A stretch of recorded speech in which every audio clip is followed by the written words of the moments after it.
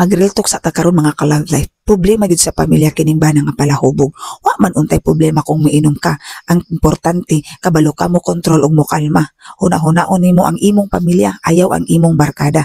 Di kay mas dako pa ang imong panahon sa barkada kaysa imong pamilya. Unya, maglibog ang utok sa imong asawa kay kada ulit nimo aligot-gut ug kasakit ang imong gihatag niya.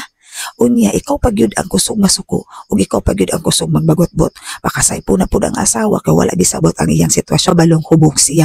Asa gyud ay mo lugar ang asawa. Kinsa man po'y asawa nga makaagwanta sa imong batasan nga walay pagpapahalaga sa imong pamilya. Tuwa ka pirmi sa imong barkada. Unya, biyaan nimo ang imong pamilya nga walay og imong ulion nga hubog na ka. Unya, unsa may pagtuon nimo imong asawa mo katawa?